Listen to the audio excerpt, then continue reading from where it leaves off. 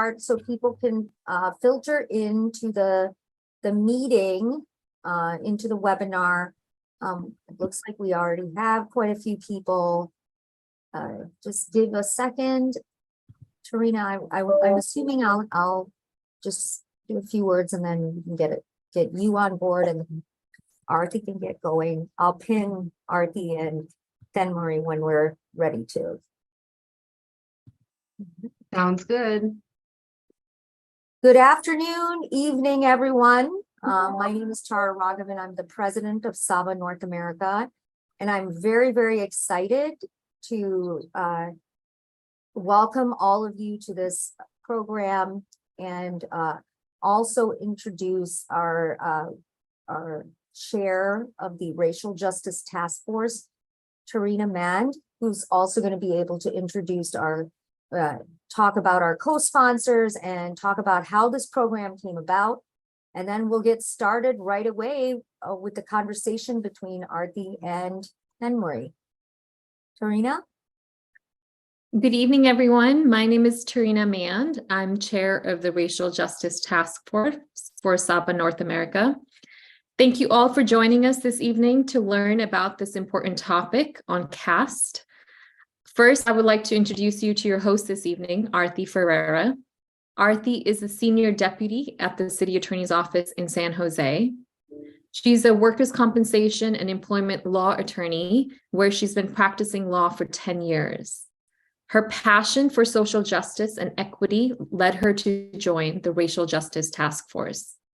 She says she enjoys traveling around the world with her husband and 2 boys and hopes that they can see beyond their privilege and use their voices to speak up in the face of injustice against all oppressed peoples, including Dalits, so they will see more love and less genocide in their lifetimes.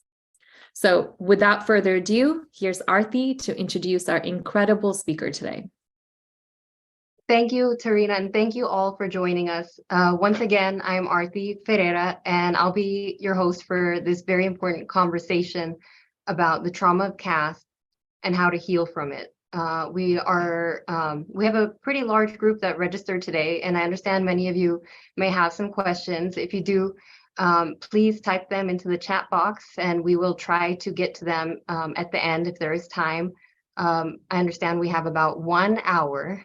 And with that said, I am honored to introduce Thenmozhi Soundararajan. She is a Dalit American artist, community organizer, and author. She is also the executive director of Equality Labs, which she co-founded in 2015. Equality Labs is a Dalit civil rights organization dedicated to ending caste apartheid, gender-based violence, Islamophobia, white supremacy, and religious intolerance. I understand it's the largest organization of its kind in the United States. And Thenmozhi is also author of the book, The Trauma of Caste. I have it right here with my tabs and everything. We're going to discuss it in detail. I recently read it while traveling in India, and I'm not going to lie, at times it was painful to read about the intergenerational wounds caused by caste, but it's also been eye-opening. It brilliantly provided a psychological and spiritual analysis of caste and how it has persisted and what must be done to abolish it. So I think this book is a must-read, not just for South Asians, but for anyone who cares about human rights, because caste is a human rights issue. And I'm going to just wrap this up briefly. I'd like to read a portion of the afterword as part of my introduction of Thenmozhi, because it's just so beautifully written. Thenmozhi Soundararajan is the most profound and prophetic Dalit American voice of the generation. In the face of hatred, she is a love warrior, and in response to trauma, she is a wound healer. Her eloquent language is poetic in character and revolutionary in content. Her vision is local in its roots and global in its routes. In other words, Thenmozhi Soundararajan is a great organic intellectual immersed in the precious and powerful movement for Dalit liberation here and abroad. And welcome, Thenmozhi. Oh, J Beam and J Savitri, and it's so exciting to be here. I feel like I'm coming home. Thank you. You know, as an litigator, I always have to start with the foundation. So I know that members of our audience are coming from various backgrounds and may not have a very deep understanding of caste. So let's just start very basic. What is caste? So thank you for that question. And I think that, you know, for many of us, we often don't have a shared definition because we don't talk about it because there's such a taboo, even though we're trained in it and our nervous systems are also conditioned from it from each of our family lineages. But put simply, caste is a system of exclusion that has its origins in our homelands, you know, many centuries ago. And it's based on a social fiction where there are people who are at the topmost classes or castes that basically said everybody else gets to be divided up into degrading levels of purity and professions based on things that happened to them in past lives. So you have Brahmin priests that are at the top, you have Kshatriyas that are the rulers that come next, then you have the Vaishyas who are the merchants and Shudras who are the peasants. And then outside of that traditional caste system, you have castes that were seen as spiritually polluting, because to touch them meant that you would get polluted, and they were seen as such because they did crimes in a past life and therefore needed to be sentenced to, you know, an apartheid where they live in separate houses and have separate places of worship. They also experience the worst backbreaking labor and stunning amounts of structural violence and exclusion. And those communities were called untouchable, but that word is seen as an epithet. So instead we use the term Dalit or many other terms, anything but that term, right? And then you also have Yes. indigenous communities that are here that are advocacy or tribal, and they are also seen as caste oppressed because they're outside of that system and often also face structural exclusion. So that system, which has many different kinds of patterns across South Asia, impacts 1.9 billion people in the world. And, you know, as South Asians have migrated to North America, we are seeing caste recreate itself across many American institutions, from workplaces to universities. And caste oppressed, you know, Americans have, you know, talked about really grave discrimination. And in my work at Equality Labs, we found that 1 in 4 caste oppressed people had experienced physical and verbal assault, 1 in 3 educational discrimination, and 2 out of 3 workplace discrimination. So it's, you know, you don't have to be an expert in the historical reality of caste to know that grave civil rights harms are happening here.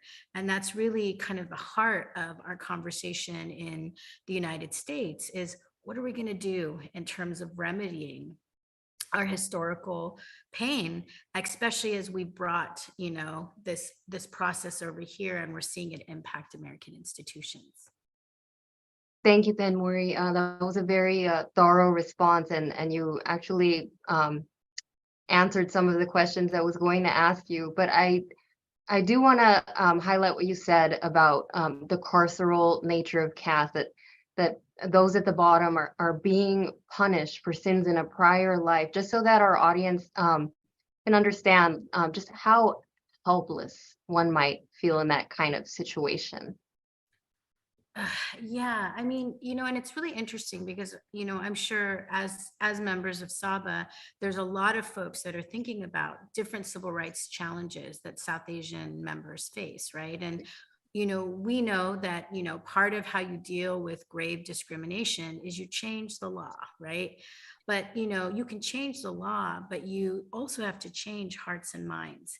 And I think that's one of the most difficult parts about how we move our community towards healing and reconciliation from caste, because we have to be able to talk about it. We have to be self-reflective about the pain that we carry, you know, both the caste privileged and the caste oppressed around this issue. And what I've found is that, as someone who's caste oppressed, one of the big parts of the wound of caste is really that of being survivors of religious abuse and survivors of this condemnation. Because, I grew up in LA. So I remember when I first had the talk about caste with my mom, one of the things that really haunted me, especially as I was learning about, what it meant to be Dalit or untouchable, was I would just stay awake at night. And I would think about, what crime did I do in another life that I would be sentenced to be untouchable? And to a child's mind, the concept was way too big. And I just kept thinking, and I remember I would I would fidget and kind of roll my hands. And I think about, was I a rapist? Was I a murderer? Was I a bad person?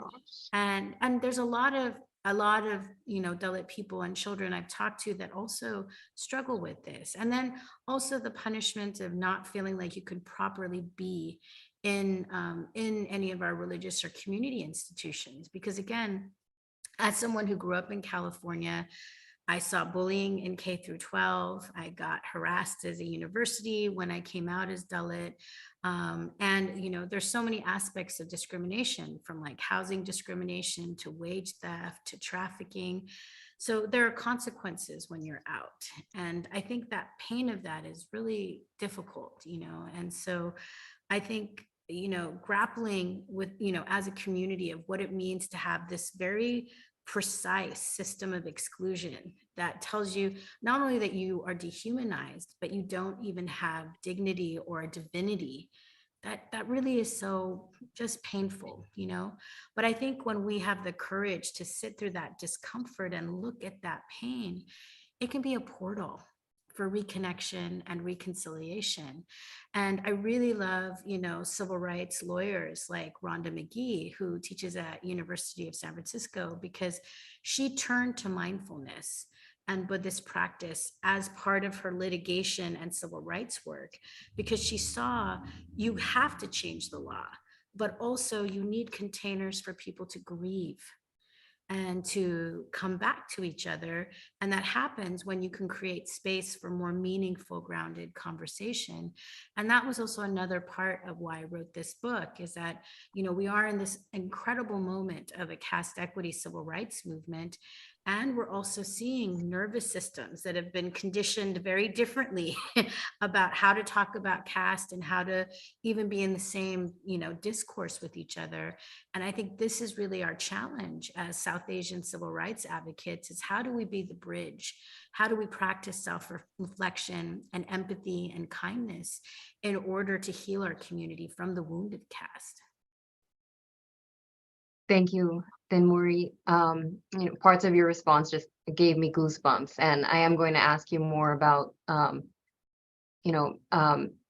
what it was like for you as a child as you uncovered this painful history. But you also talked about some of the ways that caste affects people. It affects where people live. In South Asia, it can affect access to resources such as running water, literacy and education, career, personal relationships, and in many cases, who you can marry, and also life expectancy. And I heard a talk that you gave, and you mentioned that the average life expectancy for a Dalit woman is 39 years old. Yeah. It's just unbelievable. It was heartbreaking when I saw that number. And I also was really conscious of that because my uncle died of a heart attack at age 40, and he was a lawyer. And, it's funny, I think that, we're not kind to ourselves, and there are ways that our bodies absorb racial and caste stress. And, you guys all know, as lawyers, you're super high performing, you work under pressure, you just kind of suck it in, right? We compartmentalize, we deal with racist work environments, we might deal with racist clients, or casteist clients, or casteist environments. But at the end of the day, you have to deliver, right?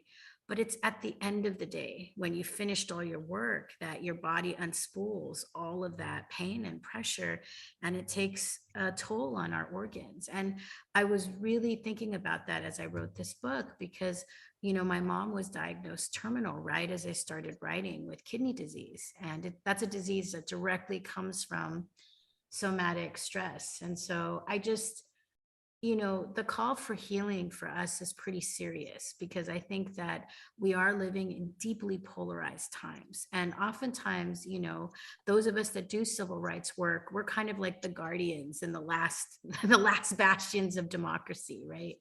But in the same course, like, there are many tools that we can also tie into that are about not just preventing the wolves from coming in, but also learning to de-escalate, learning to approach conflict in ways that are transformative and restorative, that might take longer. But if we're able to learn to de-escalate around these polarizing divides, whether they're about race or caste, I think that we might find new pathways for building reconciliation and consensus. And so, that was also part of the call, or the challenge in this book, is are there ways that we can approach historical violence differently?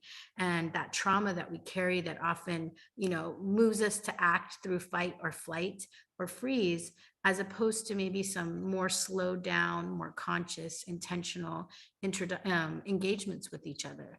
And that takes practice, but if we're able to practice and build this, we might be able to build unity back, where we're seeing such deep violent divides in our community. Thank you. I recall reading that Equality Labs also does work to end gender-based violence. Can you tell us a little bit about that work that your organization does? Sure. So, a lot of people may not, especially if you're not experts or do work around caste, but caste has so many different dimensions in terms of society. And one piece that I was really, clued into, because I am a Dalit woman, was the way that caste operates in terms of interpersonal violence and gender-based violence. And so in many of our members, we saw caste show up in DV cases, for example, where caste was part of the coercive control between the harm-doing partner and the partner that was experiencing abuse. And it would show up in very strange ways. Like, for example, maybe the partner would practice untouchability on the survivor and wouldn't allow them to wash plates or be in parts of the house, or insult them with caste slurs. Or it would show up in terms of transnational threats of violence. So they would coerce the survivor into staying, and they would say things like, well, if you act out, I will reach back to our relatives, and then I'll make sure that your family gets hurt, because they have caste networks of power with the police or other thugs or the Kap Panchayat or what have you. And a lot of those things were not visible to the people that provide DV services, or the police, or any of the folks that are working on U visas. So our organization ended up having to kind of do a lot of that translation and building caste equity competency, so that folks could better support those survivors. And we also did a lot of work with Dalit women workers who were facing sexual harassment and gender-based violence at work. And we were very lucky to work with the Washington Post to help get an anonymous statement of 30 Dalit women engineers who were experiencing grave caste and gender-based violence in Silicon Valley. So, we do a lot of kind of intersectional work in our work at Equality Labs. It's one of the reasons why I'm a board member of Me Too. And it's, when we're thinking about gender-based violence as an axis of civil rights, needs that need to be addressed, caste is a core part of that. And so, and it happens across all of our South Asian communities and communities of religious practice. And so it's been an amazing place to see survivors go from pain into power by helping them, get out of these conditions, and then they in turn becoming advocates for caste equity. Thank you. Another thing I wanted to ask you about is caste in the tech industry. People don't talk about it openly, but caste discrimination is prevalent in the tech industry globally and here in the US. So we all know that there's a large population of South Asians working in tech on work visas, but we don't know about how it affects the caste affects the culture because it's taboo to talk about it. So can you tell us a little bit about that? Sure. So I think that in the work that we do around caste and safer workplaces, we have found that while caste exists in all industries, whether it's like agriculture, finance, tech and medical and legal fields, and you name it, tech has been an industry, very intensely impacted by caste because it has a high amount of South Asians. And so in many different, processes, whether it's like discriminatory hiring processes, slurs and harassments, like in the workplace to demotion and termination, we have heard Dalit workers talk about hostile casteist workplaces that are pretty tremendous in terms of some of the barriers to access that they're facing. And that when they reported, HR is like very inconsistent about applying standards to ensure that all workers need to be, given safe access. So I think a big part of our work has been not only helping to organize tech workers and bringing these stories into research and academic and public conversations, but also working with companies directly to get ahead of this problem and conducting DEI workshops. And that's been a really incredible process because we've worked with multiple Fortune 500 companies to really get them to tackle caste, to really see ways that they can make cultures of belonging become more universal as it relates to caste and other protected categories. And the bottom line is that we've seen so much success with that work. And we've seen more Dalits come out in their workplace. We see many entities, celebrating Dalit History Month, and a greater cognition that actually many HR professionals, particularly in transnational companies, feel really overloaded with trying to, manage, global workforces with an American definition of race. And so that's part of where I think, SABA could play a really powerful role, because that competency, especially for companies that have huge South Asian workforces, really needs to be built even stronger. Because, folks may not have known this, but last year I was part of this incident at Google where there were bigots that, deplatformed me from giving a very banal speech actually about caste in the newsroom, which, was supposed to be for a smaller audience in Google News. But bigots outside of that division found out, and they raised a big, hullabaloo inside the company. And people said these really unhinged things like, if this woman speaks, I am afraid for my life. I know, Aarti, I know. And as far as I know, no one has ever died from a DEI talk, but but the fact that level of hysteria and anxiety is being evoked by simply having Dalits speak about their experiences of discrimination shows that, one, shifts in policy are required, pathways to training and awareness also need to be there. And also there is something about the need to build better self-reflection in the conditioning of the nervous systems of the privileged, so that they don't view at a survival level threat in their nervous system a Dalit person speaking about caste and discrimination. Yes, I absolutely agree with you. And I'm really happy to hear about the progress that your organization has made in DEI efforts, because, American employers, universities, frankly, any organization or institution with large populations of South Asians should incorporate the topic of caste. I am 100% with you on this, Aarti. And you also mentioned Dalit History Month. We're in it right now, and that's why we're hosting this event in April. But can you tell us a little bit about how Dalit History Month came to be? It came out of wanting to have a month where we could celebrate the accomplishments and the joy and the power of caste oppressed people, and really also as a contrast to the depictions of atrocity and deprivation and violence. And, as someone who was always looking for things about Dalit people, it used to be when you used to search the word Dalit, you would just see atrocity images. And that was something that I knew, that our people were more than our wounds. And also, when you know your history, you're able to reach for the stars, right?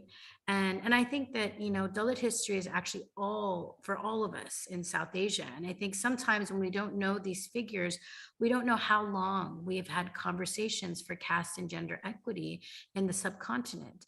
And when we draw on those ancestors, when we draw on those examples and those histories, there's so much palpable inspiration that I think we need, even in a time now when there's so much polarization. I think there's healing in history, and there's healing in celebration. And so I love celebrating it. It feels like a Christmas without the gifts. The gifts is like each other in history.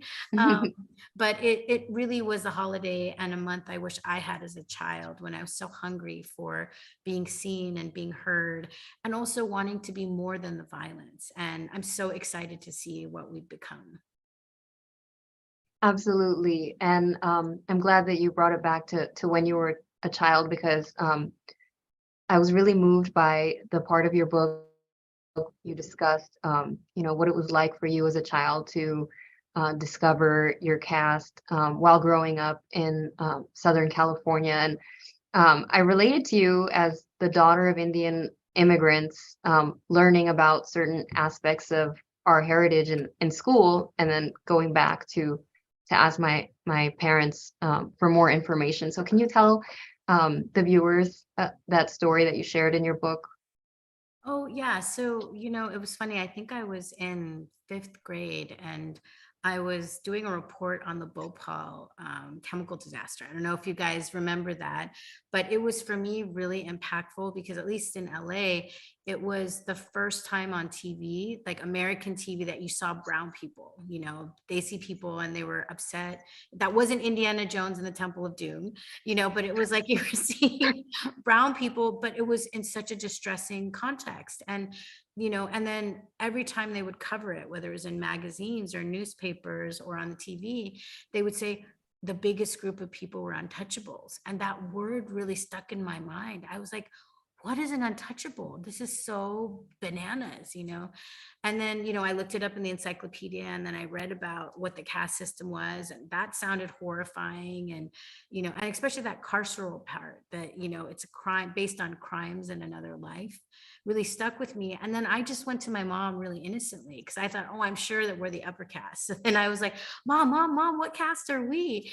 And she just looked at me, and that look was heartbreaking, and it's why I called it like the talk in the Dalit context, because parents, caste oppressed parents hate talking about caste with their children. And, I think that our parents, didn't have access to therapy, and, I don't, there's so much emotional intelligence that we've built up here because of what we have access to, and skills and training.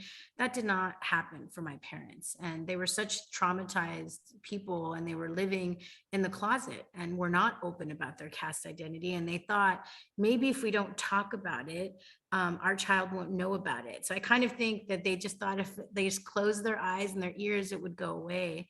Then all of a sudden, someone that they love the most in their lives just asked them this question and brought it right back, and that's how trauma works, right? No matter how you try to shove it down, it'll always come back, right? You gotta metabolize it. So I just remember my mom's face and how sad she looked, and she was trying to really distill this very complex concept to her daughter. And I thought she did a good job. She said, like, caste is the lie that the wicked, teach to tell, to be able to take from people. But I think she thought that would just be enough, but it actually spun like a whole other set of questions that I didn't necessarily want to talk with her about, but it really pushed me in my life journey to really think about, like, how could something like this exist? You know, what is happening? And so, and it really shows that children are clued in to issues of moral justice. They want and they yearn for an understanding of what equity looks like. And at every stage of your development, you'll have the conversation that you're ready for, but it won't stop, you know, especially if you see unending discrimination, which is what I saw, you know. And so I think that fateful conversation really kind of launched me into trying to understand the pain I saw in my family and question, why were people in the US practicing things like untouchability or trafficking young Dalit girls, like that really infamous case in Berkeley with, you know, Lucky Bali Reddy, who trafficked 300 workers, including 20 young girls who were his sex slaves, right? I was in school at the same time that that happened. And so when I saw that, and that was one of my first kind of organizing aha moments, you know, it was South Asian women that held the line and supported those survivors, while the rest of the Indian American community sided with that trafficker. And that's why healing is so critical here, because, you know, our community might take excellent stances on racial justice, but we are deeply polarized and in pain about this issue of caste. And so being able to create consensus and really center on a place of healing and equity and reconciliation, this is our path right now. And it's been incredible to see so many people really put down the sort of bigotry and join the caste equity movement in a way that's really transformative. Absolutely, I agree with you, and I commend the work that you're doing. Um, so we talked a little bit, you know, how it all started for you when you were in the 5th grade, but then you went on to UC Berkeley, right? And you did your research on caste while studying there. Well, And no, I actually did my research after Berkeley, but Berkeley was where I saw the Lucky Bali Reddy case and was one of the organizers of that resistance. okay, And that kind of was what politicized me. But much later, I worked on and it was one of the founding projects of Equality Labs, was the research we did about documenting caste in the diaspora. okay, I see. Are you referring to the survey, the 2018 survey? That's right. Okay, okay, I see. And what did the study reveal? Well, I think this is one thing for people in SABA to know, is that, you know, as people who might be litigators or thinking about policy change, you know, caste oppressed people had a very long journey to being recognized as people who are experiencing grave discrimination in the country. And what I saw, you know, especially as someone who's involved in different campaigns related to caste, and one of the first ones was, you know, trying to, you know, make sure that teaching of caste and the word Dalit wasn't erased from California textbooks, which was, you know, been an ongoing point of debate with dominant caste orgs that, you know, do not want caste oppressed people to have civil rights. And I remember that in that campaign, hundreds of Dalits came forward to give testimony. And when I talked to the California board, one of the members of the California Board of Education, she was like, "You guys have excellent testimonies, but you have no data." And when she said that, I really saw that, you know, part of that epistemic divide for caste oppressed people was that if we didn't have, we couldn't translate our pain and our experiences of discrimination into quantifiable numbers, people would not see this as a significant issue. So at that time, we decided, and, you know, it was me and several of the other Dalit women founders of Equality Labs, we decided to conduct one of the first surveys around caste discrimination.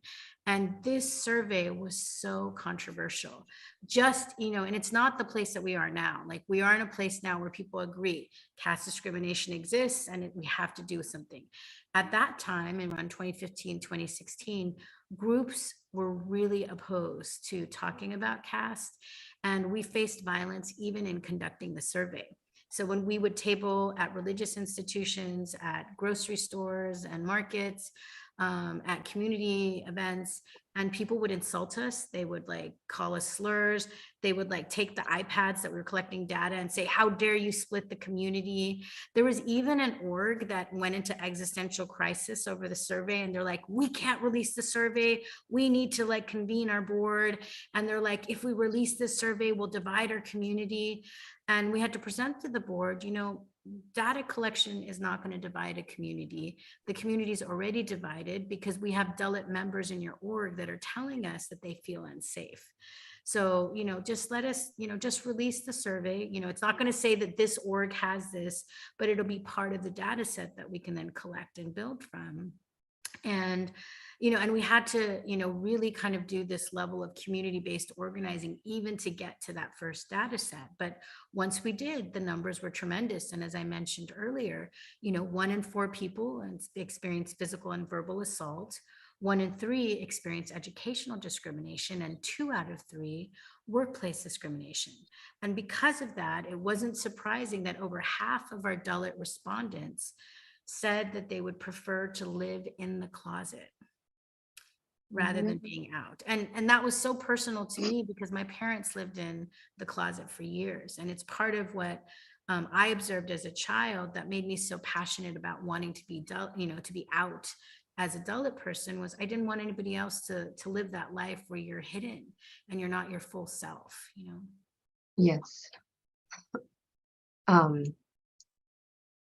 You talked a little bit about you know, slurs, and in your book you also discussed you know, being a victim of police violence in India. I guess you were there helping a survivor report her case. Can you share that experience with our audience? Oh, sure. So, you know, I think that a large amount of the reasons why I'm so passionate about addressing caste domestically here in the US is that I did have another part of my life where I worked with organizations in South Asia. And I just saw the pipeline of impunity, and I experienced it physically when I was actually working to document, you know, a group of organizers that were trying to help a survivor file what they call an FIR, which is a first information report, which is the first way that you file a case when you've been a victim of a crime. And in that process, the police were so outraged that this survivor had people that were helping her, and they were mad that there was someone filming them that was also a Dalit woman, and they attacked all of us, you know, and they had these long sticks, you know, the latkis, and they beat everybody up. They broke my camera. They hit me on my jaw, on my shoulder, and they chased us out in a car. And I remember, if anyone's ever been like a target of police attack or brutality, there's a moment where the adrenaline just kind of runs in you. You know, you can't even process the shock of what just happened. You're just like in go mode. I need to get out. And for me, I remember processing it like a flash of light, you know. But it was, you know, after that incident, I spent a lot of time thinking about how shocking it was because, you know, in that instance, I actually chose not to say anything because my accent would have revealed that I wasn't from the area, which could have brought more violence. So it was this experience of someone beating on me and hitting me, and I couldn't say a word. And I think that was very shocking to my nervous system. And, you know, for like over a year, I couldn't even pick up a camera because I had so much PTSD. And I had to retrain myself how to read and write because my consciousness kind of broke from that trauma. And, you know, and a lot of folks, particularly if you're working with people who've been brutalized, either in interpersonal violence or police violence, a lot of people don't talk about the road to recovery, to reclaim back yourself and your consciousness. And I wanted to write about that because we work with a ton of survivors who blame themselves because they have survived these intense experiences. And when their consciousness is a little bit fractured, they think that, first of all, that you can't recover it, but also they feel ashamed, you know, especially when if that impetus of violence came from people who are dehumanizing you as Dalit. So it was important for me to talk about it, also to show that there's a pathway for healing. And also to just know we actually have so many histories of violence amongst us as South Asians. Like sometimes our respectability narrative doesn't allow us to be human with each other and to really address the pains and the wound that we carry. But when we can be open and honest with each other, I think so much shifts, you know. Yeah. That experience in India, it just sounds terrifying, and it resonates with me as someone who also, I have an accent. My Hindi is not very good. So when I go there, you feel helpless. And that's why I really admire your bravery for going out there to help. I remember also that you mentioned when you received the Racial Justice Award from SABA in 2020, that was actually the first time that I heard of you, and I was just captivated by your energy. So that's why I jumped into opportunity.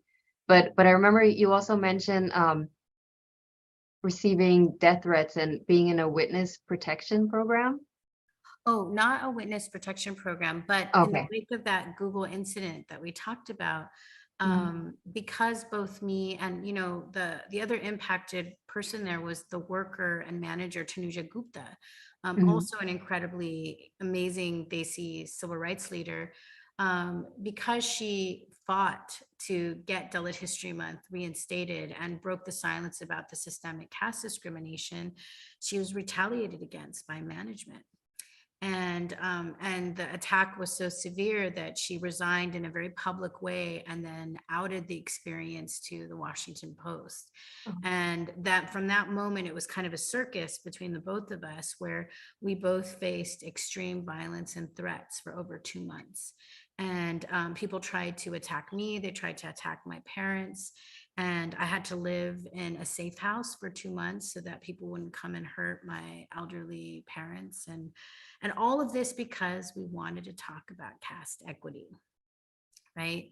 And that's a big reason why we have been fighting to add caste as a protected category in jurisdictions everywhere, whether it's companies and universities or cities and states. And, we just had this big win in Seattle, and we're now launching this incredible new bill called SB 403 with, California State Senator Aisha Wahab.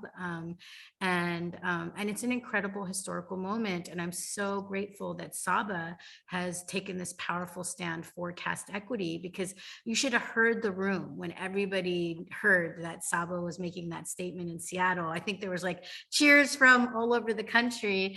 And, you're going to see those same cheers when people see that letter for California, because this is a civil rights movement that is uniquely our own as South Asians. And I think there's something about the ways that we build power. When we change policy like this, we're not just changing a couple of words in the law, we're actually acknowledging intergenerational harm. And we're coming together and saying, look, bad things happen, but guess what? We know how to fix it. Let's come together. Let's reconcile. Let's heal. And I think that's tremendous. And I've been so, with a statewide bill like this, like basically every weekend, I'm in some new city in the state. So I was in Yuba City or Sacramento or Fresno or Bakersville and Bakersfield or San Francisco or the Shastas. But every part of the state, you have Desis that are thrilled that caste equity is coming. So I think it's just a profound moment, and it's a very historical thing for us to be doing as South Asians. And I'm just so glad that like SABA is part of this wonderful history.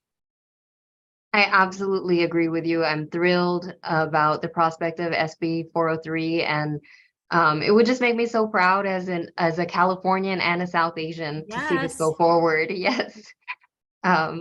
So thank you for your work on that. And yeah, I think we can move our discussion now to talk about what some of us upper caste members or privileged people, I think they're referred to as Savarna, right? Is that how you Yes. pronounce it? Yes, I learned a lot of vocabulary from your book. Because you're right, you discussed ignorance by upper caste members, and that is a result of privilege. And every system of oppression has people who are privileged. And I, thanks to you and your book, like I can recognize now that I am one of them, and I'm going to do what you encouraged your readers to do in your book. But first, I guess I want to tell you about my recent trip to India. I was reading your book, and I hope to conduct my own investigation about caste. But it was really tough because I encountered many roadblocks.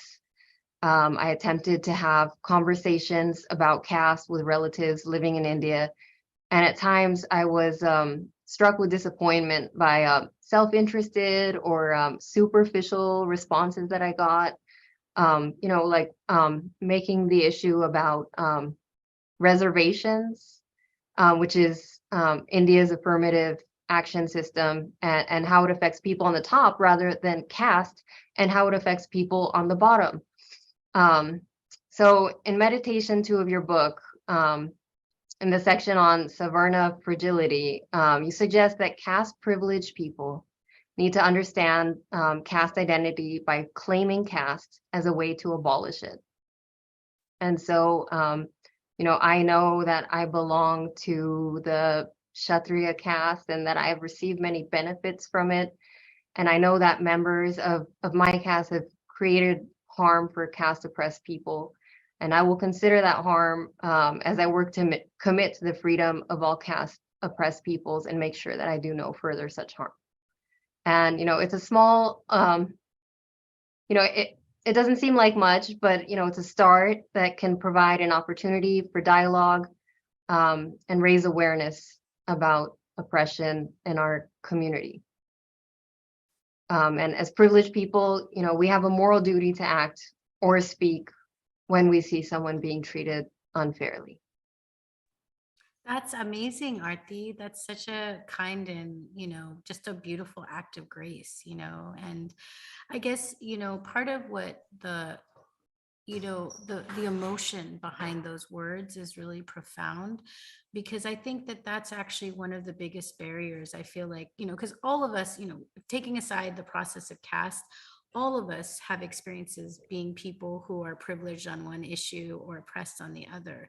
And I think one of the challenges of the trauma that, privileged bodies have around, whatever system of exclusion you're looking at, is being able to be still enough to sit with the grief of complicity, of guilt, the awkwardness, that discomfort.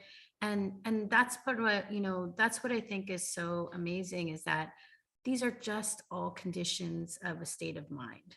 So they're not who we are, but if we can actually just sit and look at them just as frankly as you did, it can be like, yes, it's true. Some things happened in the past that gave me certain privileges. And guess what? I'm not okay with it. And I'm also okay to let it go, because it's not ultimately who I am. I have the ability to look at that legacy and say, I want to learn from it, and also commit to taking it apart so that it never happens to someone else. And just so those simple words, like it's like birds released from your soul, right? You're like, I'm free, because Yeah. you might lose a perceived privilege, but in fact, you gain your humanity and you gain connection with so many other people you didn't know. And that's what I found, because we have this Unlearning Caste Supremacy workshop with Equality Labs, and I saw a lot of dominant caste people who would come into that workshop really ashamed or struggling with things that they saw in their families or their contexts. And I think a lot of what our team just would try to provide was comfort and grace and opening, saying, yes, this happens, and you know what, we're not alone. Like, South Asians have this particular dominator system, but guess what, there are many dominator systems that societies have had to struggle through, and the way that we move through it is we loosen our attachment to that version of the world, and we rebuild our connections with each other. So I just love that offering you gave to folks, Aarti, because it was so genuine and kind, and I think we all felt it. Thank you. Um, So I just have a couple more topics I want to get through before we move on to questions. The topic of healing, a good portion of your book focuses on healing, which I think makes it really unique and a worthwhile read. What would you like to share with our audience about how to heal from caste? Oh, well, the great thing about the book is that it has tons of workshops around that, worksheets that help you. Mhm. Because I think a large amount of what's difficult around caste is that it's kind of like the water that we swim in, but nobody tells us that we're in the water. So there's things that your Mhm. family might be doing that are deeply part of their caste lineage, but they just thought, okay, if I don't say it, it's just what you understand as South Asian. So that could be things Mhm. like the sacred thread or the Janyu, or I remember talking to someone, and she was like, she stopped hanging out with this friend that she knew who was Brahmin in Chicago because they had two kitchens. And so only the Brahmins could only use, the family could use one kitchen, and everyone else used the other kitchen because they didn't want to cross pollute. Um, and she thought, when she found that out, it kind of like gave her a bad taste in the mouth. Or things like, you see, like a lot of times caste comes up in like interpersonal relationships, right? So it's only when you have those kind of like fissures that you suddenly realize something is operating, but we don't have enough language for. So that's part of why I gave those worksheets, because then you could start to ask questions. And as you saw in your conversations with your family, sometimes that first conversation doesn't really go well. But I think what you're doing, especially when you hit things like trauma, is you have to be iterative, you have to be kind, you don't want to ask when someone's escalated, but Mhm. slowly pieces come out. And then all of a sudden you hear the stories like, oh, that aunt that married someone that wasn't from a good family, and that's why people don't like hang out with her anymore. Or what happened in the context of why someone is so against affirmative action in India, because they saw something, or someone is caste oppressed who left that behind and is like living in the closet. There are many details of our life that when you start to unwind them, you understand, oh, it's connected to caste, it comes from this process. So being able to do that self work, that self healing, actually then allows you to be a better collaborator in interpersonal contexts, and then even later on in terms of structural work. Because like all systems of exclusions, there are interventions you can make on the internal, the interpersonal, and the structural. And I think our goal is to basically bring that into a pathway where you can just think about the fact that you're going to be unlearning caste your whole life, but you'll find different openings and possibilities in these different contexts. Thank you. Um, so I see that we have less than 10 minutes left, and we do have some questions. Let's see. I see a question from Anuradhika. It says here, could we know a little more about the Unlearning Caste Supremacy workshop that Equity Labs holds? Are there any proposed dates for the workshop this year? We will be having those dates, and we'll announce them off of our social media handles. I think our next one will probably be in May or June. So just take a look out for that. You can follow us on Equality Labs and we'll share it. I'm sorry I didn't come with the official dates, but I think we're kind of moving it around based on the SB 403 bill. So a lot of our organizers are also part of that training process as well. But think May, June, you'll find it. Thank you. And there's also a question from Aziza. Um, she says, my understanding is that caste system in India is rooted in Hinduism. Is there a reason you have not mentioned Hinduism's role?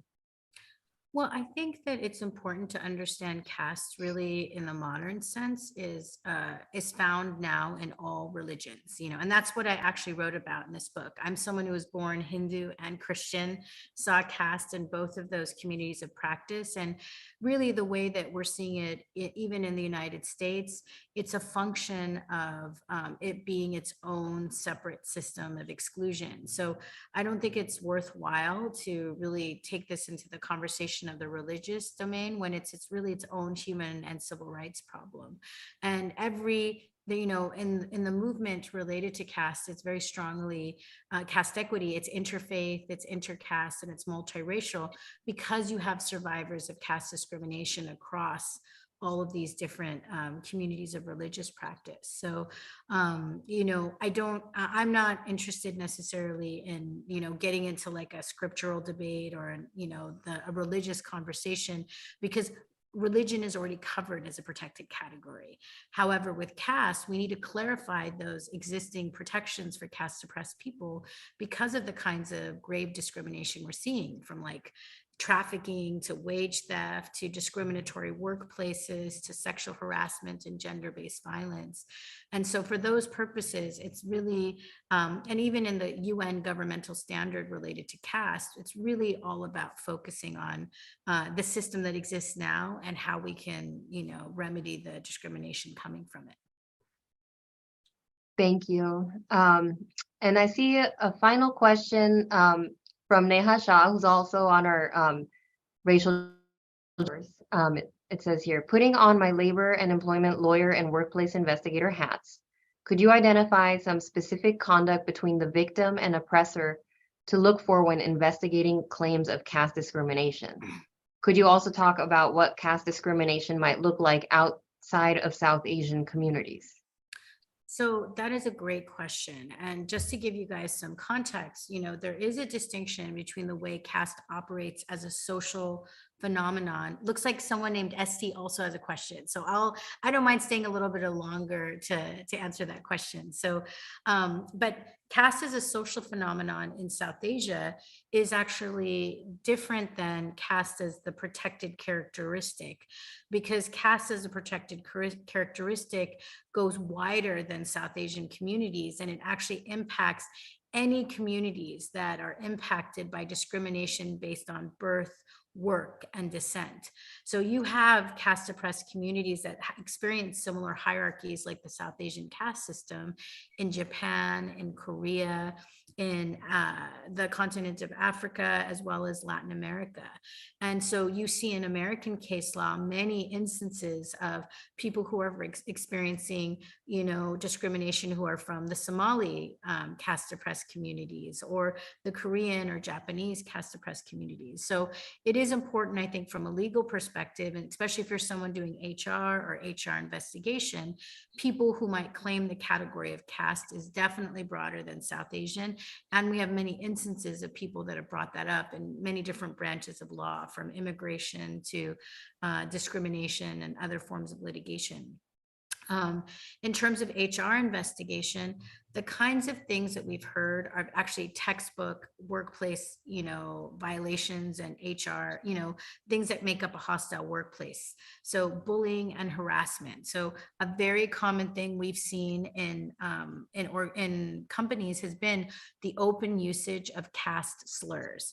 And in fact, there was recently a case that was just adjudicated by the British Colombian Human Rights Commission, where a taxi cab worker was given close to $10,000 in a settlement because of the use of slurs from his fellow taxi cab drivers, and that they used that as a reason to not pay him the same equal wages as himself. And it's one of the first cases of its kind in North America. So if you see that, the person who's experienced harm being targeted because of their caste background, and there's activity based on that, whether it's bullying and harassment, slurs, being passed over for promotions, discriminatory hiring processes, sexual harassment or bullying, I think usually those caste oppressed people will speak to that. And I remember talking to this one worker who was in New York, and her coworker, she's in tech, asked her what her caste was. And she said, "Oh, I'm Valmiki. I'm from, one of the Dalit castes." And the next day when she was reviewing her work product, she said, "Oh, you are," she said that, "Oh, your people are so mindless. I can't believe you did this. This was just a terrible job." And then the immediate next day, she fired her. So it's like she elicited information about her caste in order to kind of, find kind of a weak point in her, and then use that in a slur as she then kind of berated her about her work product and then shut it down. So I hope that that helps. And it looks like there's some question in the Q&A. Do you see that, Arti? Yeah, Salil, she said there was a question, but the question I saw was, will you also share the recording later? I don't know if there's another question that I missed, because I think we are going to share the recording later, but is there, I'll right? bring it up. It's in the Q&A. Dear Thenmozhi, how do you deal with the complaints and propaganda of entities, and I'm not going to name the entities, of from like the Hindu nationalistic camp, insisting that the struggle against caste is Hindu phobia and criticizing caste as somehow hating Hindus? Most non-Desis don't even know these differences. What is your response to that? Well, I think that, every civil rights struggles have those that feel uncomfortable by the flow of progress. And I don't want to speak too much about those opponents because, as we talked earlier, those feelings come from discomfort and fragility and the appearance of the loss of power. If all of a sudden those that have been oppressed kind of can be at the same field of equity with them. But I will say that it's not uncommon to try to, I don't know if you guys have heard of this term called DARVO. It comes out of domestic violence. It was developed by a psychologist to talk about this phenomenon that happened in DV and sexual assault cases, where perpetrators of harm would basically, and the DARVO stands for deny, attack, reverse, victim, and offender. And I think that's what I see in something like, that claim, because, the only people that caste equity changes and policy impact are those that discriminate. If you don't discriminate, you're not going to have a problem.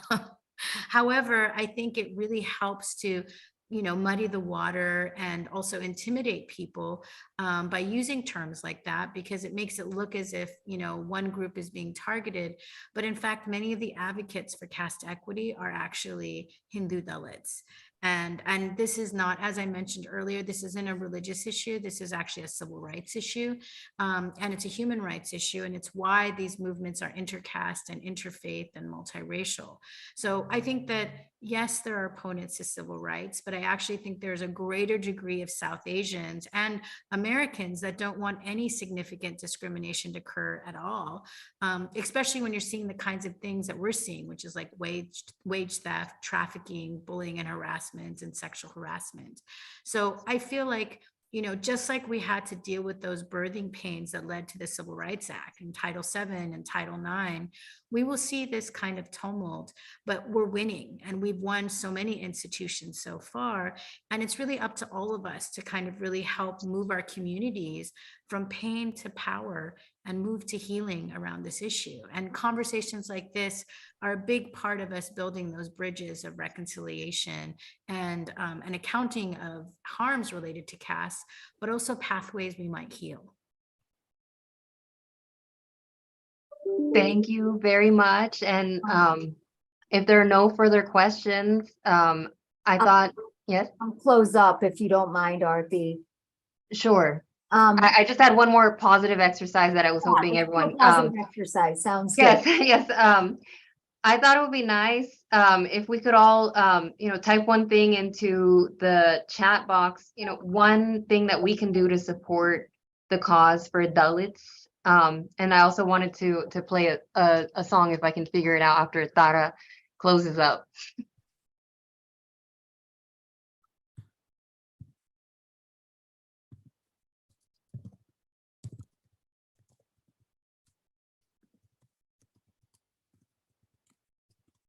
And maybe I can close up and you can certainly play the song. No issues, Arti. But I just want to say thank you to Thenmozhi for her efforts to educate the South Asian and other legal organizations across the United States and Canada on this very, very important issue. And, I think it's important to note, and maybe Thenmozhi, you can put a link to where people can find Trauma of Caste. I think that's important. If you're willing to put that in the chat, I think it'll be good for our organization as well as the ABA's section on civil rights and social justice who have co-sponsored this event to kind of get an idea of where they can find more information about this subject. And I think it's safe to say Thenmozhi is the kind of foremost authority on caste discrimination issues. And as she indicated during this webinar, you know, there's much more work to be done, but there's a lot more healing that we need to do as a community. And we look forward to further partnerships with Thenmozhi as we go forward in our quest. Arthi, you can finalize, you can finish it off with whatever you'd like to do. Thank you. Thank you, Tara, and thank you, Thenmozhi. It's really been a pleasure to have this opportunity to engage in dialogue with you. Keep fighting the good fight, and you know, let's see what the future holds. And there stay is a optimistic. last minute question, and I think Okay. I feel like we should ask it. There is a dire need to talk about caste in the university DEI communities we belong to, in the face of all other hard work that still needs to happen. Do you have advice on how to bring the need to add caste discrimination to the agenda? Thank you for your incredible work. Oh, absolutely. And in fact, we're working with 100 institutions across the country to add caste as a protected category. So, you know, if you don't mind, you can reach out. You know, you can just find me. I'll type in my email and I'll connect you to our university organizers. And, you know, we actually have a team of lawyers that actually help people walk through that process, because every university is its own kind of little cabal of, you know, bureaucracy. But you'd be surprised, like now that Harvard and Brown has done this, and, you know, of course, we got this incredible win with the Cal State University system. It's no longer about being in the front of the pack. It's really about, like, you're in the safe middle. So if you at a conservative university, it's really a moment where you might be able to move the needle in a way that you wouldn't have thought before. So love to help with that. And I'm so excited for you to reach out. Thank you, everyone. Appreciate you coming today and joining SABA North America's Racial Justice Task Force. Arthi, thank you. You did a wonderful job of connecting us to Thenmozhi and getting us to the stage. And we look forward to presenting more in the months to come on different issues.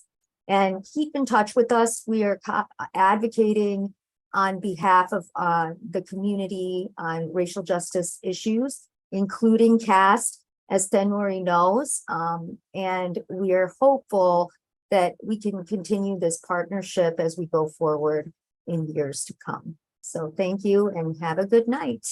And happy Dalit History Month. Jai Bhim and Jai Savitri, everyone. Bye. Thank you. Love you all. Bye. Okay, bye.